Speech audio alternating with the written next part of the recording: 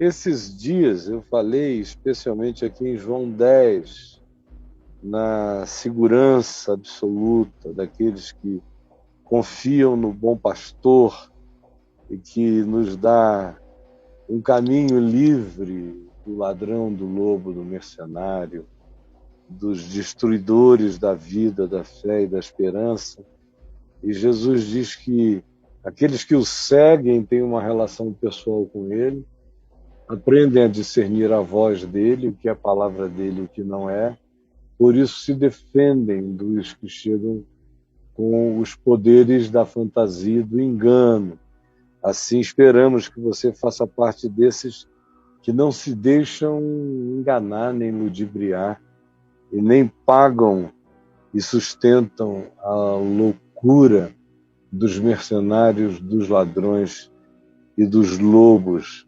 Aí ontem nós vimos aqui na sequência, aliás, anteontem, a gente continuou olhando no mesmo texto sobre a segurança espiritual que Jesus dá, e aí nós chegamos ao dia de ontem, onde eu li para nós a partir do verso 29, e nós fomos até o verso 39, e ficou bem claro que no fim de tudo, conquanto a religião tem uma fixação enorme, toda hora se diz, então pegaram em pedras para o apedrejar, o tempo todo.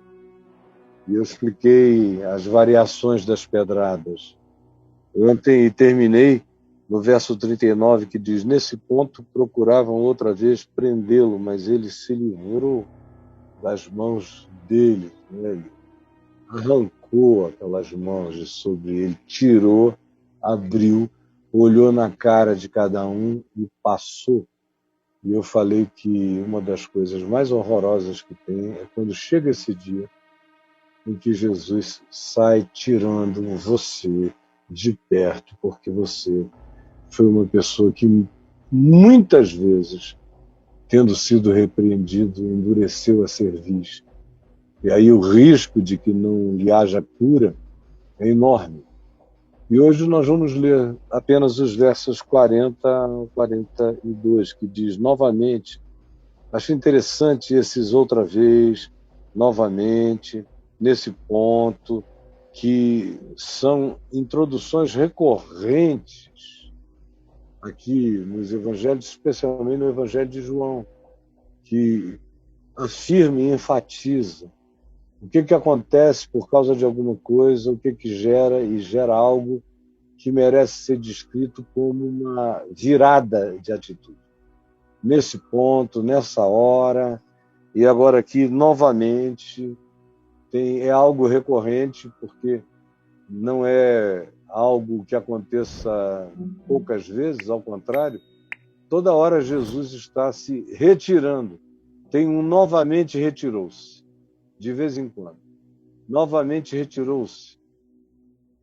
Pessoas que são hostis à companhia de Jesus, gente que tem problemas com a presença de Jesus. Gente que, não tendo o que dizer, todavia, sente um desconforto brutal com o que Jesus diz, com o que Jesus faz, com o que Jesus ensina. E eu conheço cristãos batizados que adoram a igreja, mas não se sentem confortáveis com Jesus. O que denota que tem alguma coisa muito errada entre essa congregação que toma o nome de Jesus e Jesus, de quem a maior parte das congregações fogem. E ele se retira do meio delas, de modo que é um pessoal que sofre Jesus, que tem incômodos com Jesus, como vocês já devem ter percebido em diversas circunstâncias. E aqui está dito, novamente se retirou para além do Jordão, para um lugar onde João batizava no princípio, João Batista. E ali permaneceu. E iam muitos ter com ele naquele lugar deserto, e ouviam, e depois diziam, realmente, João Batista não fez nenhum sinal, nenhum milagre. Porém, tudo quanto disse a respeito deste Jesus era verdade. E eu quero falar rapidamente, bem rapidamente, porque a nossa ênfase hoje é a conversa com a Madeleine. Eu conheci esse texto nas minhas primeiras leituras do Novo Testamento, eu bati nele. Em 1973, eu bati, é um batente. Esse texto é um batente, especialmente para uma pessoa que vivia como eu vivia naquele mundo, com aquela gente. Era um mundo, na década de 70, que tinha ficado tomado por um espírito de milagre. Os crentes estavam, número um, esperando a volta do Senhor com base naqueles livros de roteiro, de mapeamento da volta de Cristo. Deu tudo errado. Todos aqueles best-sellers que foram vendidos aos milhões, você não encontra um exemplar deles porque deu tudo errado. Por exemplo, Agonias do Planeta Terra. Aí dizia que o Nasser, presidente do Egito, era um potencial anticristo. O Nasser morreu. Aí depois foi o Henry Kissinger, que era candidato a anticristo, o secretário das Relações Exteriores dos Estados Unidos, costurava alianças de paz para todo lado, tentava diminuir os impactos da Guerra Fria. Pois bem, ele foi um dos candidatos. Pegavam o nome e botavam para cada letra a vogal ou a palavra, a letra correspondente em hebraico. Aí essas letras também têm equivalentes numerais. Aí viam qual era o equivalente numeral e se desse 666, o cara era o anticristo. E eles fizeram o poço, ficaram ricos, ricos, ricos. Foram muitos os livros que fizeram isso. E a moçada corre de modo idiotado para ler o que Jesus disse que não seria daquele jeito, mas alguém vem e faz um rearranjo e promete algo novo e os crentes não aguentam. Naqueles dias, então, era uma avalanche de gente declarando o tempo todo a volta de Jesus segundo Hal Lindsey. E, por exemplo, que foi um dos que mais vendeu livros naquela ocasião. E havia outros também, mas esse foi campeão disparado de vendas. E aí a ênfase também era em grandes milagres. Por exemplo, eu me lembro que quando eu me converti, as pessoas não podiam morrer.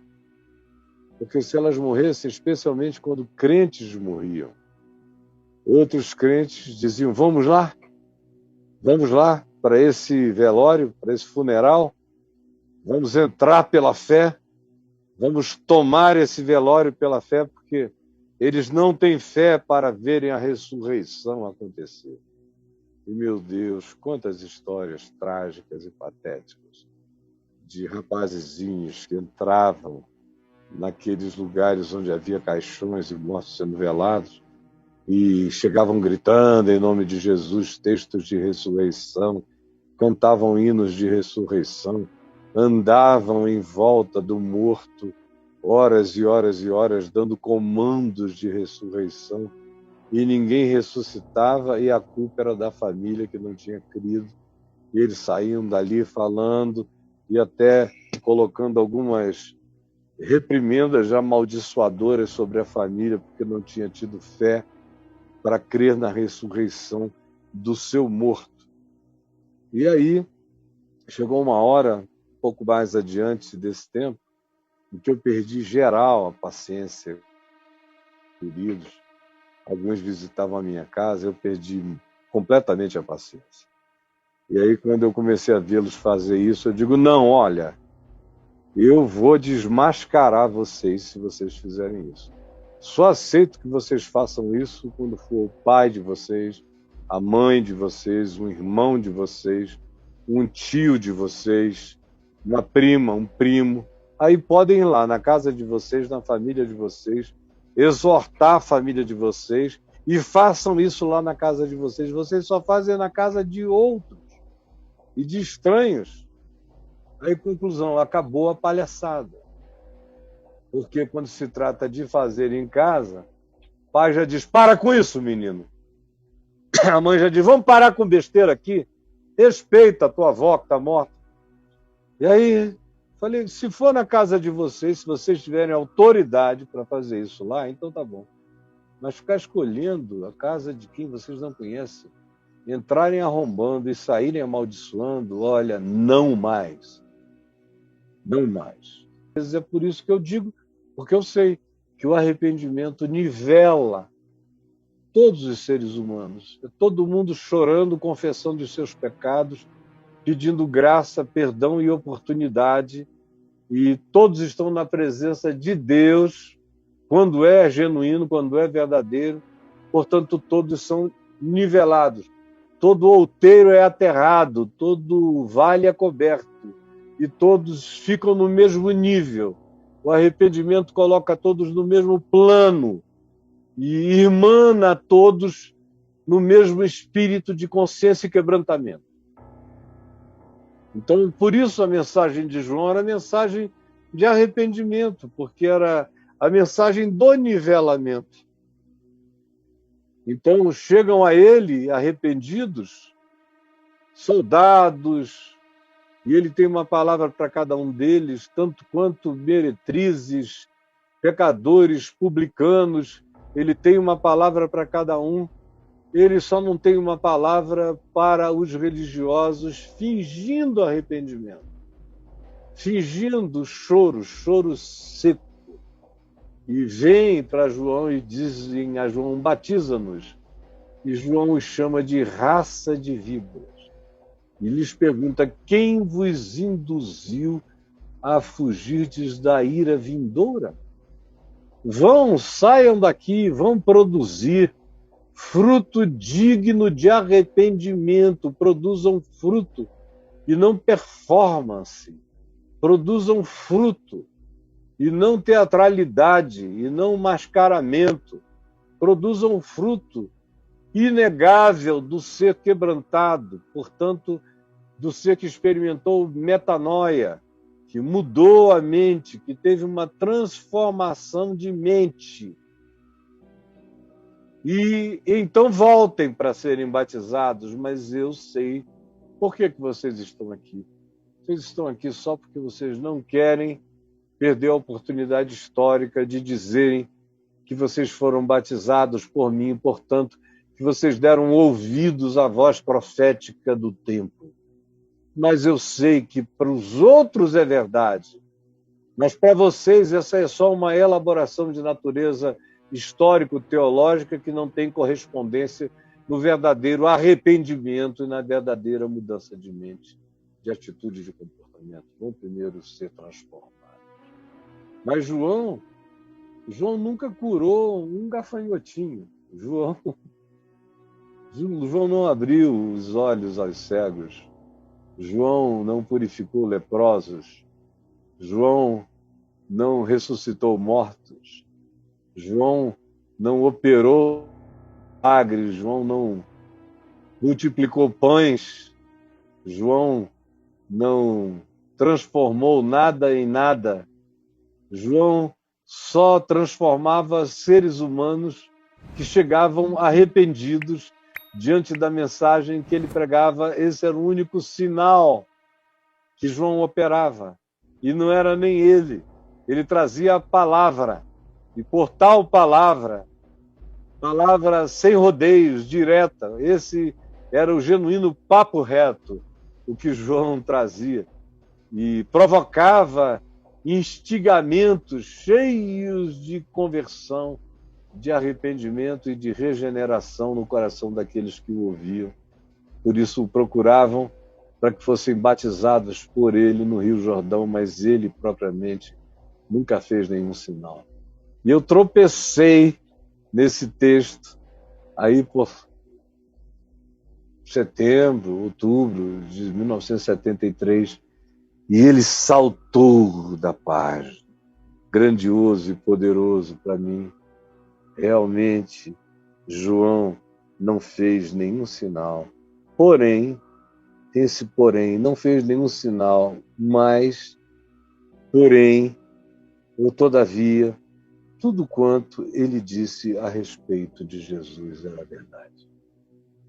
E era totalmente oposto ao que eu via acontecendo à minha volta, naqueles milagrismos intensos, aquela expressão histérica, histriônica, alardeante, totalmente incômoda nas suas manifestações de exagero, de fanatismo, e as afirmações que decorriam vinham cobrar se você já tinha falado em línguas, ou queriam saber em quanto tempo os demônios saíam quando você expulsava. Veja só, todo tipo de pentecostalismo maluco mesmo, fanático, perturbado, insano, de uma audácia perversa, e que se transformava muitas vezes em opressão para outras pessoas, quando impunham sobre outros obrigações que ninguém deve ter sobre si, porque as manifestações dos dons de Deus em nós têm que ser absolutamente espontâneas, e os dons não dizem nada sobre nós. O que conta a nossa história não são os dons, são os frutos, frutos de natureza ética, frutos de natureza a revelarem o caráter, fruto que diz respeito a amor que se manifesta como fidelidade, como lealdade, como justiça, como verdade, como alegria com os que se alegram e choro com os que choram, solidariedade, misericórdia, compaixão, tolerância, inclusividade, domínio próprio. Isso fala acerca de quem é você em relação a Deus e quem é Deus para você. Esse é o fruto digno de arrependimento, é o fruto que só acontece como resultado daqueles que tiveram a sua mente mudada, transformada, regenerada, que sofreram metanoia. Esse é o fruto. Agora, dons, curas, milagres, não dizem nada, como Jesus diz em Mateus, no capítulo 7. Nem todo que me diz Senhor, Senhor, entrará no reino dos céus, mas sim aquele que faz a vontade do meu Pai que está nos céus. Naquele dia, muitos me procurarão, dizendo: Senhor, em teu nome, nós expelimos demônios, nós curamos enfermos, nós profetizamos, nós realizamos sinais e prodígios em teu nome. Jesus, no entanto, diz: naquele dia, todavia, eu direi a esses, explicitamente a palavra: eu nunca vos conheci. Vocês usaram o meu nome, mas vocês nunca foram conhecidos por mim. E eu também não sei quem são vocês. Nós nunca tivemos vínculo.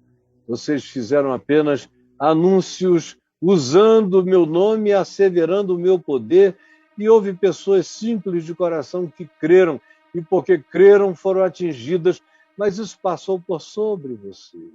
Não teve nada a ver com vocês. Curou as pessoas apesar de vocês, porque o meu amor não fica atrapalhado pelos supostos mediadores falsos.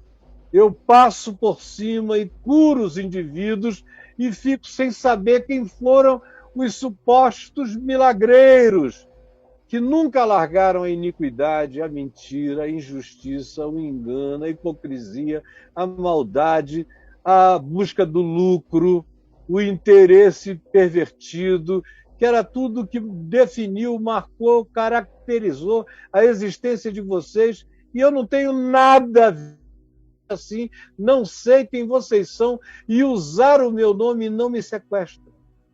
Usar o meu nome não me obriga a ter nada com vocês. Eu curo as pessoas e não conheço os milagreiros.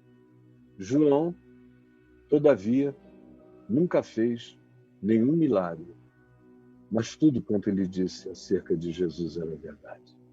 Essa é a coisa maravilhosa.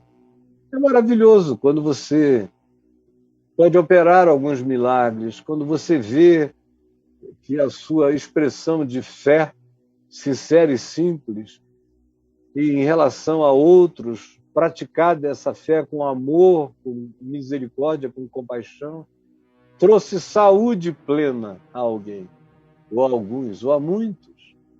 É maravilhoso. Toda vez que isso acontece através de mim, eu fico muito grato, muito feliz. Ou todo dia que eu vejo a palavra dita em nome de Jesus como uma profecia, segundo o Espírito do Evangelho, realizar o bem, ou até realizar o mal que essa mesma palavra traz, porque para uns essa palavra é cheiro de vida, para com outros é aroma de morte, para a morte. Mas você olha e vê que o que você está anunciando é verdade que se torna concreta na existência. Isso dá alegria e segurança para quem realiza essas coisas. Ou quando você encara o impossível e olha e não tem medo nem de mares, nem de rios, nem de desertos, nem de túneis, nem de noites escuras, nem de coisa alguma. Você atravessa o bosque dos pavores e chega do lado de lá por causa da sua certeza de fé, ou você tem aquela coragem que vai abrindo caminhos aonde não há caminhos, realizando, portanto, milagres. É maravilhoso quando você experimenta isso, mas tem que ser sincero, verdadeiro, espontâneo, e não pode ser industrial. Toda vez que a gente tenta industrializar, dizer que é toda terça que acontece, ou toda quarta, ou toda quinta, marca a hora, faz isso tudo, logo, mesmo que comece sincero, não vai demorar para se tornar algo completamente falso, estereotipado, mentiroso, sem nenhuma relação, com nenhuma forma de sinceridade que agrada a Deus. E aí não faz mal, Jesus passa por cima e cura os que foram ali buscando alguma coisa. Mas você, que é o suposto intermediário, fique sabendo. Isso aconteceu contra você e apesar de você, e tanto mais quanto você repita as coisas assim, mais juízo você está invocando sobre a sua cabeça. No fim de tudo, a única coisa que importa, e eu quero lembrar, nós estamos falando aqui daquele sobre quem Jesus disse que dos nascidos de mulher ninguém foi como João, nunca curou ninguém, mas tudo quanto ele disse acerca de Jesus era verdade. Aí quando eu bati aqui, pá, eu caí de boca nessa alegria. Nessa alegria, meu Deus, eu caí de boca, né? Há praticamente 48 anos atrás, eu caí de boca. E eu disse, meu Deus, eu quero que tu me uses para que de mim vaze poder, todo tipo de poder, de graça, de milagre, de fé, de cura, de profecia, de tudo quanto seja benefício para a vida do meu próximo. Eu quero que tu me uses. No entanto, o que eu quero mesmo é que eu atravesse todos os dias da minha vida. E haverá, certamente, milhares de pessoas que poderão dizer, um dia o Caio orou comigo e Jesus fez isso, fez aquilo. Mas o que eu quero mesmo é que as gerações futuras, tanto quanto os meus filhos e os meus netos, e os meus bisnetos, e os que virão depois que eu já não esteja aqui, e que se refiram a mim, digam pelo menos isto. Caio não foi um homem de ênfases em sinais, nem em milagres, mas tudo quanto ele disse acerca de Jesus. Conferi. Era verdade. Acontecia.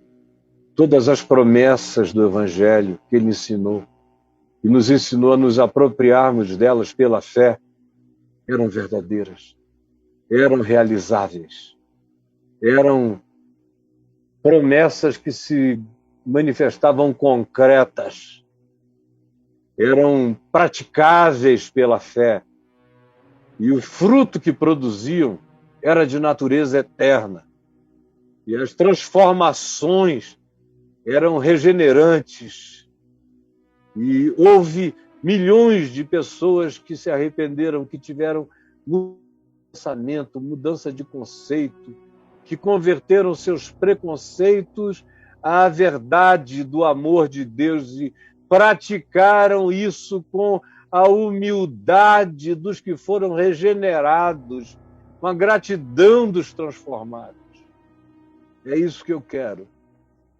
E eu gostaria que todos os que estejam me ouvindo aqui, e os milhares que vão me ouvir em todas as outras horas depois desse momento, se ofereçam a Deus sem exagero, sem histeria, sem histrionismo, sem pentecostalismo, mas no espírito do Evangelho, no espírito de Jesus, no espírito de Paulo, no espírito de Pedro, no espírito dos seres que carregavam a graça e o poder de Deus, porém com discrição, semelhantemente a Jesus, que não ficava gritando na praça, nem se oferecendo, nem mandando fazer fila indiana onde chegasse. Ao contrário, ele tinha que ser puxado para que dele saísse poder, e frequentemente ele curava as pessoas tirando-as de lugares muito tumultuados e depois recomendando: não exponham a publicidade, porque ele sabia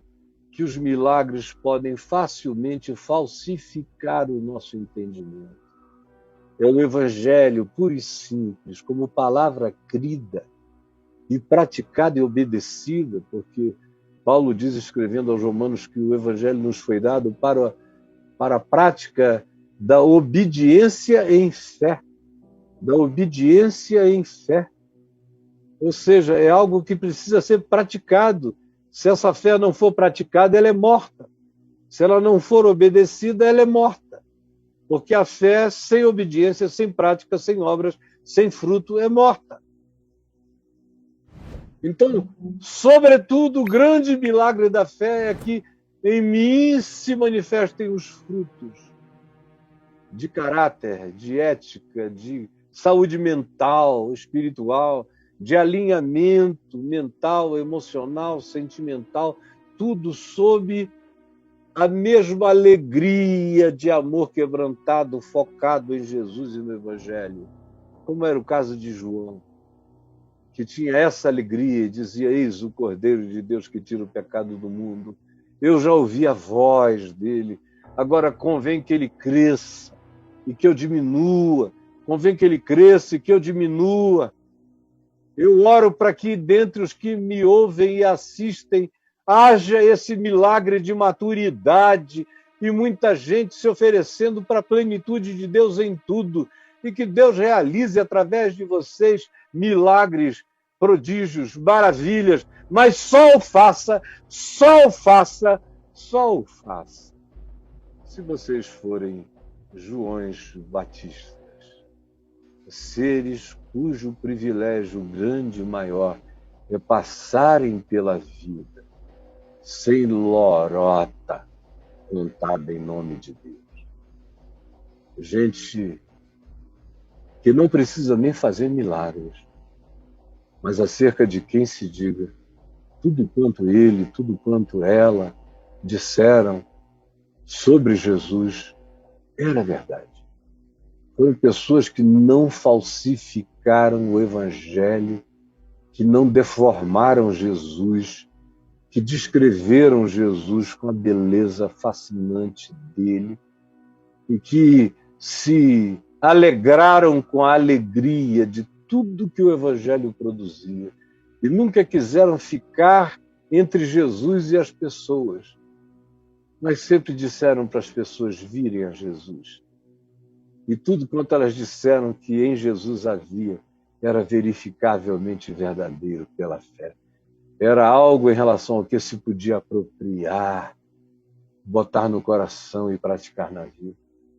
É para isso que eu estou aqui, e nesse dia, trazendo essa palavra tão singela, esperando que ela encontre um lugar de encaixe, de embutimento, de completude dentro da gente. Realize esse casamento do nosso ser com a consciência do Evangelho. Senhor Jesus, mais uma vez, anunciando a Tua palavra. E eu imploro que haja muita gente agasalhando a singeleza dessa palavra no coração. Que ela produza os milagres interiores e as transformações todas necessárias. É o que eu te imploro agora. Em teu nome, Jesus. Amém e amém.